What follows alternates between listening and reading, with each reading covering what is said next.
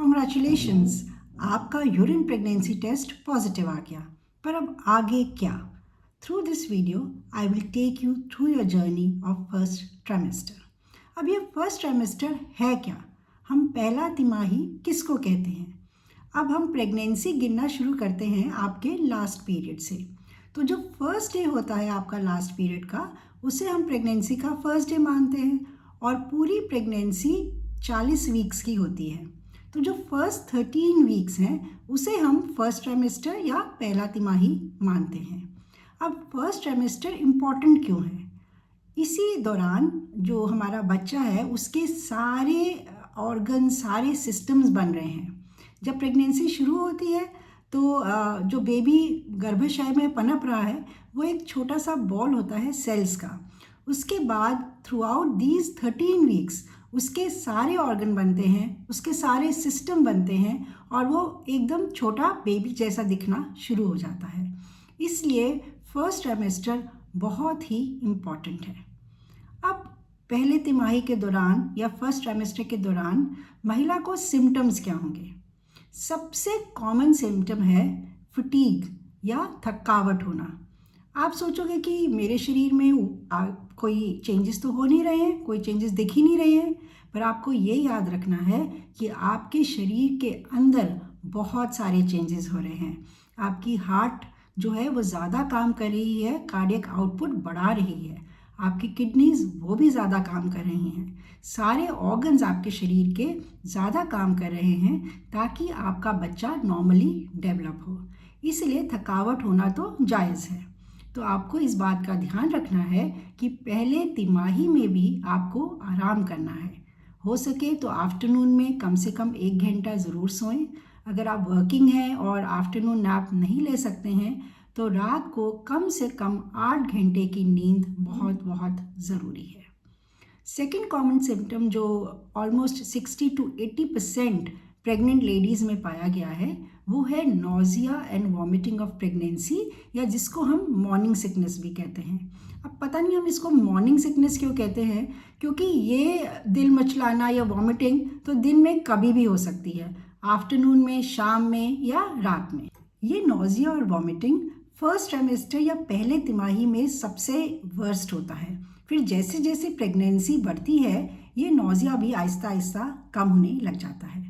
अब इस नोजिया और वॉमिटिंग या मॉर्निंग सिकनेस से बचने के लिए हम क्या कर सकते हैं? एक तो हम स्मॉल फ्रीक्वेंट मील्स ले सकते हैं। एक बारी में बहुत ज़्यादा पोर्शन आप मत खाइए क्योंकि वो पचाना मुश्किल हो जाता है। तो थोड़े थोड़े स्नैक्स या मील्स आप फ्रीक्वेंटली खाइए। दूसरा, अवॉइड स्पाइसी फूड। अगर आप ज़्यादा मिर्च मसाले खाएंगे तो भी ये मॉर्निंग सिकनेस होने के चांसेस ज़्यादा हैं। उसके बाद देखा गया है कि जिंजर या अदरक बहुत हेल्पफुल होता है मॉर्निंग सिकनेस में, तो आप इसका सेवन भी कर सकते हैं। अब कई महिलाओं को मॉर्निंग सिकनेस इतनी होती है कि वो लोग कुछ भी पचा नहीं सकते। तो ऐसी हालत में आपको अपने डॉक्टर को ज़रूर दिखाना है।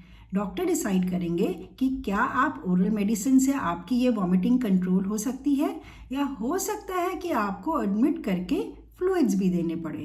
तो अगर आपको वॉमिटिंग बहुत ज़्यादा हो रही है और आप कुछ भी पचा नहीं पा रहे हो तो प्लीज़ अपने डॉक्टर को ज़रूर कंसल्ट करिए। अब तीसरा इम्पॉर्टेंट सिम्टम है कि आपको जो पहले खाने की चीज़ें अच्छी लगती थी या जो स्मेल अच्छी लगती थी, अब आप उन चीज़ों को टॉलरेट ही नहीं कर पाते हो। सपोज़ आपको आम बहुत पसंद था पर अब आपको आम देखते ही उल्टी जैसा लगता है, तो घबराए नहीं, ये एकदम एक नॉर्मल सिम्टम है प्रेगनेंसी का, और जैसे जैसे प्रेगनेंसी प्रोग्रेस करेगी ये सिम्टम भी कम हो जाएगा। फिर एक इम्पॉर्टेंट सिम्टम है कि पेट आपको भरा भरा लगेगा या आपके सीने में जलन होगी। तो ये भी एक नॉर्मल सिम्टम है क्योंकि जो प्रेगनेंसी का हार्मोन है प्रोजेस्टेरॉन, ये उसकी वजह से होता है। ये जो हार्मोन है ये हमारे पेट की मोटिलिटी को कम कर देता है और एसिड सिक्रीशन भी बढ़ा देता है। इसीलिए आपको खट्टी डकार, भरा भरा पेट सा लगेगा। तो इसके लिए भी आपको बेसिकली क्या करना है कि आपको ज़्यादा ऑयली और स्पाइसी फूड नहीं खाना है और खाना खाते ही एकदम आपको लेटना नहीं है। पर अगर आपको ये ज़्यादा सिम्टम होता है तो आप अपने डॉक्टर को कंसल्ट कर सकते हो और इसके लिए हम फिर दवाई देते हैं। उसके बाद एक बहुत इम्पॉर्टेंट सिम्टम है कॉन्स्टिपेशन।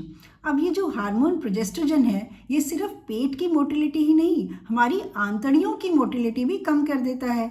तो इसके कारण प्रेग्नेंट महिलाओं को ये कॉन्स्टिपेशन की प्रॉब्लम काफ़ी रहती है। इसके लिए आपको क्या करना है, एक तो आपको पानी ज़्यादा पीना है, दूसरा आपको अपनी डाइट में फाइबर इंक्लूड करना है और आपको सीडेंटरी नहीं रहना है। ये नहीं कि मुझे तो प्रेगनेंसी है अब मैं बेड रेस्ट करूँगी।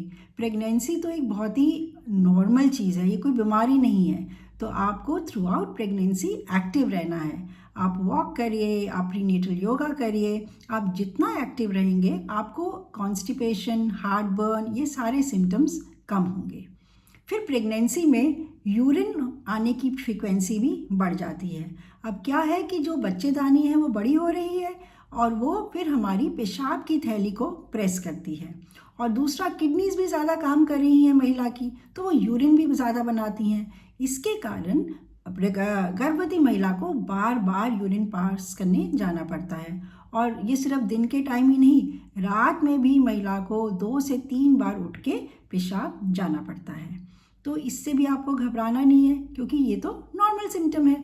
पर अगर आपको पेशाब ज़्यादा आ रहा है और उसके साथ जलन भी हो रही है तो फिर आपको अपने डॉक्टर के पास ज़रूर जाना है, क्योंकि इसका मतलब है कि हो सकता है आपको यूरिनरी ट्रैक्ट इन्फेक्शन हो रही हो और इसको प्रेगनेंसी में ट्रीट करना बहुत ज़रूरी है।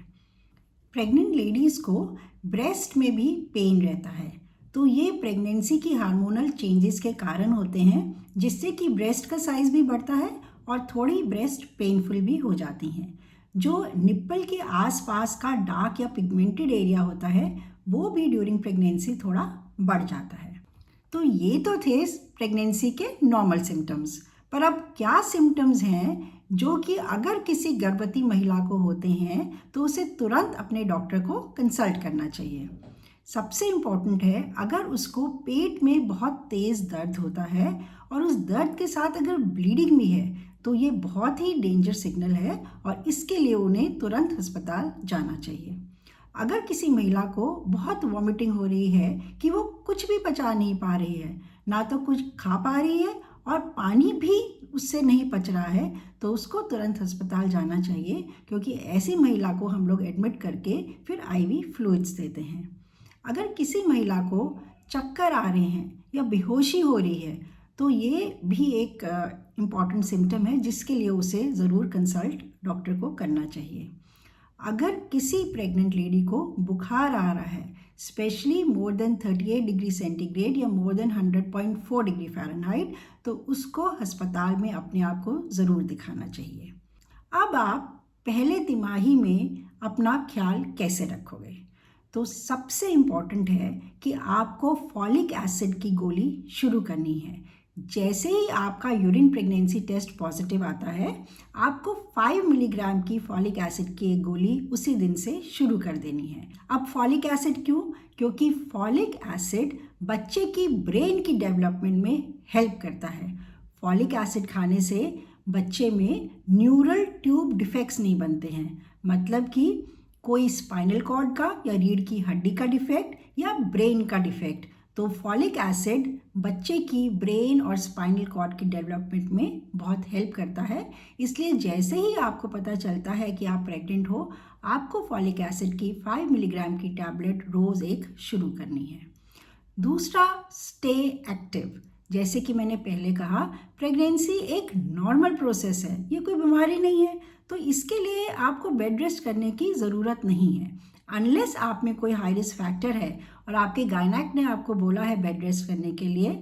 Otherwise please stay active. आपको बहुत कोई स्ट्रेनुअस एक्सरसाइज नहीं करनी है, बहुत एकदम से जिम जाके आपको एक्सरसाइज शुरू नहीं करनी है, पर वॉकिंग, हाइकिंग, प्रीनेटल योगा, ये आपको ज़रूर करना है। आपके बहुत सारे सिम्टम्स अगर आप एक्टिव लाइफस्टाइल रखोगे तो वो आपको नहीं होंगे या वो बेटर हो जाएंगे। उसके बाद ईट न्यूट्रिशियस फूड। आपको खाना अच्छा खाना है। आपका खाना should include vegetables, fruits and keep yourself hydrated. मतलब पानी आपको ज़्यादा पीना है। जितना आप पहले पी रहे थे उससे आप कम से कम डबल तो कर ही दीजिए। Take adequate rest. जैसे कि मैंने आपको पहले भी बताया कि आपको पहले तिमाही में एक्सटर्नली अपने में शायद कोई चेंज नहीं दिखेगा, क्योंकि अभी आपकी बच्चेदानी उतनी बड़ी नहीं हुई है कि वो पेट से दिखाई दे, पर आपके शरीर के अंदर सारे ऑर्गन्स जो हैं वो ज़्यादा काम कर रहे हैं ताकि बच्चे की डेवलपमेंट अच्छी हो। इसलिए रेस्ट करना बहुत ज़रूरी है। कम से कम 8 घंटे की गुड स्लीप इज़ एसेंशियल। तो अगर आप अपना ध्यान रखेंगे तो जाहिर है ना कि अंदर बच्चे की डेवलपमेंट भी अच्छी रहेगी। अब ये तो था कि प्रेगनेंसी में आपको अपना ध्यान कैसे रखना है। अब और उससे भी ज़रूरी है कि प्रेगनेंसी में आपको क्या नहीं करना है। सबसे इम्पॉर्टेंट है कि प्रेगनेंसी में डू नॉट स्मोक। खुद भी स्मोक मत करिए और घर में भी किसी को स्मोक मत करने दीजिए, क्योंकि पैसिव स्मोकिंग भी उतना ही बुरा है। ये देखा गया है कि जो गर्भवती महिलाएं स्मोक करती हैं प्रेगनेंसी में तो उनके मिसकैरेज के रिस्क ज़्यादा हैं। उनके जो बच्चे पैदा होते हैं वो बच्चे टाइम से पहले प्री टर्म हो सकते हैं और लो बर्थ वेट बच्चे भी होते हैं। ये smoking can also lead to stillbirth. पेट में ही बच्चा ख़त्म भी हो सकता है अगर गर्भवती महिला एक्टिव या पैसिव स्मोकर है। दूसरा, डू नॉट टेक अल्कोहल। अब ये नहीं कि नहीं मैं तो कभी कभी पी रही हूँ या एक ही ग्लास लिया। There is no amount of alcohol that is safe. Alcohol एकदम नहीं लेना है। अगर प्रेग्नेंट लेडी अल्कोहल लेगी तो उसके बेबी को फीटल अल्कोहल सिंड्रोम हो सकता है। उसमें बच्चे में हार्ट डिफेक्ट्स हो सकते हैं, उसमें जॉइंट डिफॉर्मिटीज़ हो सकती हैं और बड़ा होके इस बेबी में लर्निंग डिसेबिलिटीज़ भी हो जाती हैं। तीसरा, आपको कैफ़ीन अवॉइड करनी है। अब आप कहेंगे कि चाय कॉफ़ी के बगैर कैसे रहेंगे, पर ये तो आपको करना ही पड़ेगा अपनी बेबी की सेफ्टी के लिए। स्टडीज़ हैव शोन कि up to 200 milligram of caffeine per day is safe. इसका मतलब एक छोटा कप कॉफ़ी का आप ले सकते हो, पर उससे ज़्यादा नहीं। और ये मैं आपको बता दूं कि कैफ़ीन सिर्फ कॉफ़ी या चाय में नहीं है, कैफ़ीन एनर्जी ड्रिंक्स में भी है और कैफ़ीन चॉकलेट में भी है। तो चॉकलेट भी आप ध्यान से खाइए। Then avoid self medication. खुद से केमिस्ट से जाके पेन हुआ तो पेन किलर ले लिया या खांसी ज़ुकाम हुआ तो एंटीबायोटिक्स ले लिए, ये आपने एकदम नहीं करना है, क्योंकि पहले तिमाही में बच्चे के सारे ऑर्गन बन जाते हैं और अगर ऑर्गन बनने के टाइम आप कोई भी ऐसी दवाई लेते हो तो बच्चे की डिफॉर्मिटीज़ होने के पूरे चांस हैं। So please self medication totally avoid करना है। आपको कोई प्रॉब्लम है प्लीज़ कंसल्ट योर गायनेकोलॉजिस्ट, वो आपको बताएंगी कौन सी मेडिसिन्स पहले तिमाही में सेफ़ हैं। अगर आपके घर में बिल्ली है, आपने बिल्ली पाली हुई है, तो प्लीज़ बी वेरी केयरफुल कि जब भी आप कैट का लिटर साफ़ करते हैं तो आप ग्लव्स डालिए। इट हैज़ बीन सीन कि कैट लिटर से जो हैंडल करते हैं उन लेडीज़ को टॉक्सोप्लाज्मोसिस की डिज़ीज़ हो सकती है और फिर ये डिज़ीज़ बच्चे में भी जा सकती है, जिसके कारण बच्चे को बहुत सारे बर्थ डिफेक्ट्स हो सकते हैं। तो बिल्ली आपने पाली हुई है तो ऑफ कोर्स आप उसको घर से थोड़ी ना निकाल दोगे, पर आप जब भी उसका लिटर साफ़ करोगे तो आपको ग्लव्स यूज़ करने हैं। उसके बाद प्रेगनेंसी में क्या होता है कि हमारा इम्यून सिस्टम सप्रेस्ड होता है। तो क्योंकि हमारा इम्यून सिस्टम सप्रेस्ड है तो अगर फूड रिलेटेड कोई भी बैक्टीरिया हैं तो बहुत जल्दी फूड पॉइजनिंग हो जाती है। इसलिए आपको अवॉइड करना है कोई भी रॉ फूड, जैसे आप अंडर कुक्ड मीट ले रहे हो या रॉ मीट ले रहे हो या अंडर कुक्ड फिश खा रहे हो, तो please be very very careful, क्योंकि फूड पॉइजनिंग होने की चांसेस बहुत ज़्यादा होते हैं प्रेगनेंसी में। तो अगर आप इन चीज़ों का ध्यान रखोगे तो you will have a safe pregnancy. So please be aware and make your pregnancy journey a safe journey.